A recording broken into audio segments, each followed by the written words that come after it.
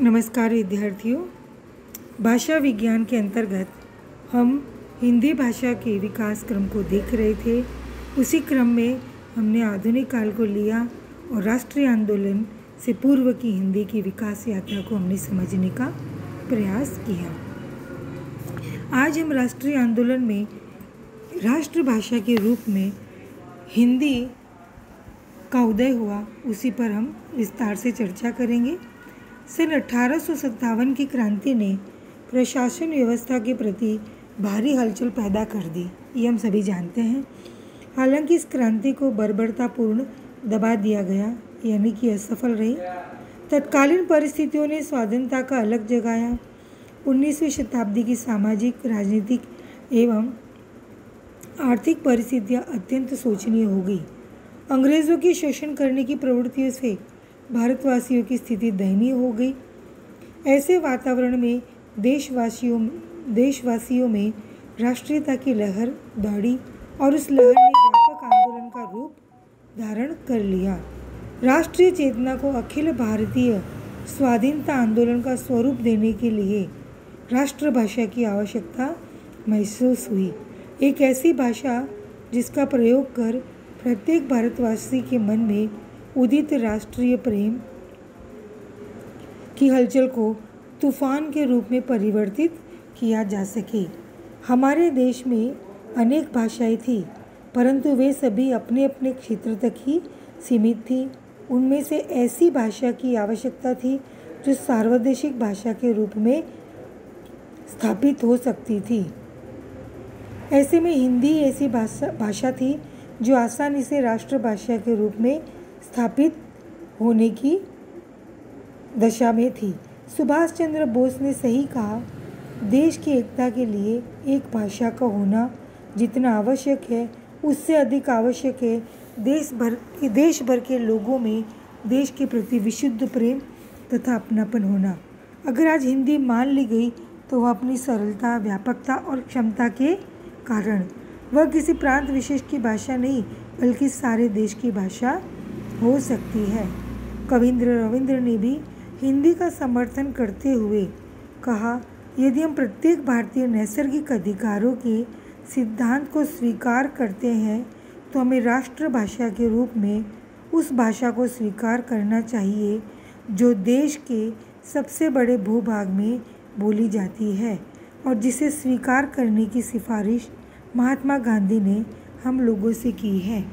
इसी विचार से हमें एक भाषा की भी आवश्यकता है और वह है हिंदी। 20वीं सदी के प्रारंभ होने से पूर्व ही हिंदी आंदोलन राष्ट्रीय आंदोलन बन गया। देश के बड़े बड़े नेता, समाज सुधारकों ने हिंदी की उपयोगिता पर बल दिया। पंडित मदन मोहन मालवीय जी के प्रयासों का ही परिणाम था कि तत्कालीन लॉर्ड मैकडॉनल्ड को 18 अप्रैल 1900 को अदालत में नागरी लिपि में लिखी हिंदी को मान्यता देने का आदेश निकालना पड़ा।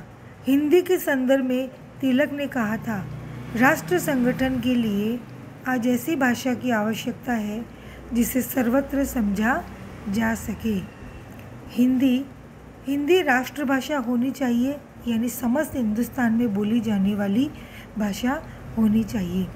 पूरे देश में राष्ट्र प्रेम की भावना फैलाकर एकजुट करने के लिए एक सार्वदेशिक भाषा की आवश्यकता अनुभव करने के साथ ही हिंदी भाषा को यह उत्तरदायित्व सौंपने के प्रयास तेज होने लगे।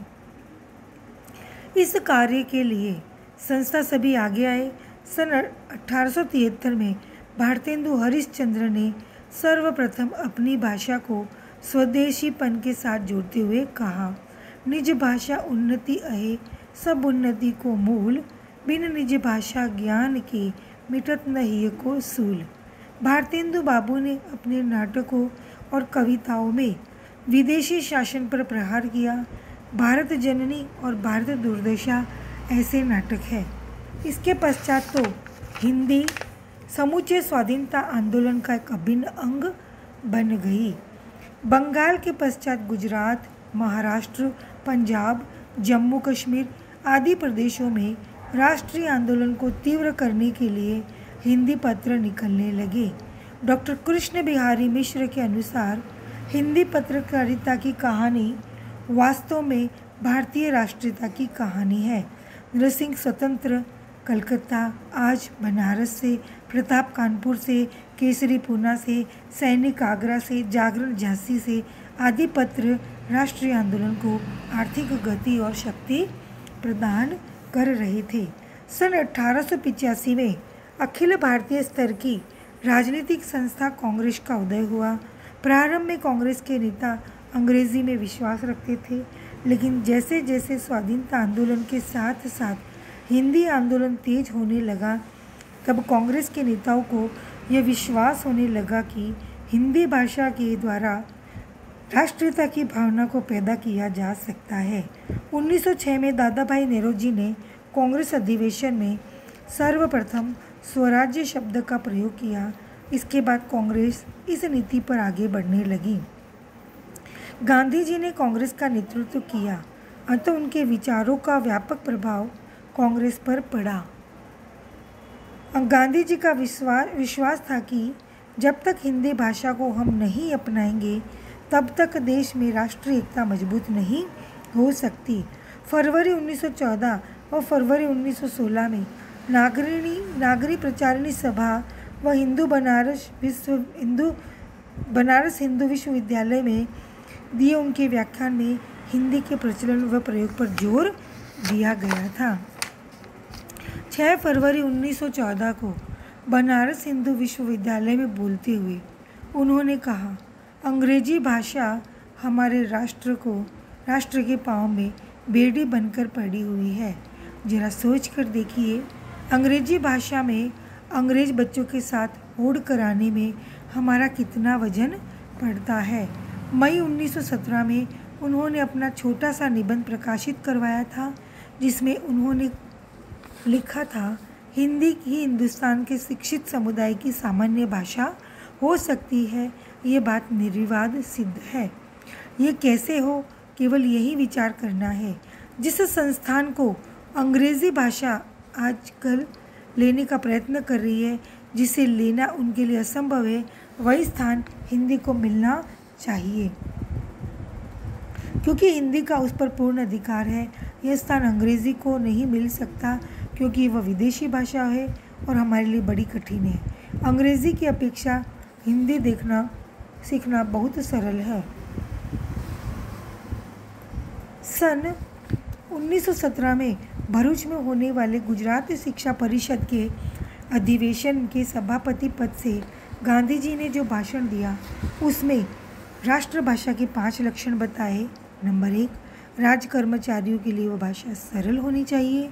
नंबर 2, भारतवर्ष के अधिकांश लोग उस भाषा को बोलते हो। नंबर 3, उस भाषा के द्वारा भारतवर्ष का आपसी धार्मिक, आर्थिक और राजनीतिक व्यवहार का निर्वाह हो सके। नंबर 4, राष्ट्र के लिए वह भाषा सरल हो। नंबर 5, वह भाषा क्षणिक या अल्पस्थायी स्थिति के ऊपर निर्भर न हो। 5 लक्षण बताने के बाद उन्होंने कहा, पहले लक्षण को आखिर में देखना चाहिए था, लेकिन मैंने उसे आखिर में स्थान नहीं दिया। धन्यवाद विद्यार्थियों, आज इतना ही। अगले व्याख्यान में हम इस बिंदु पर और विस्तार से चर्चा करेंगे।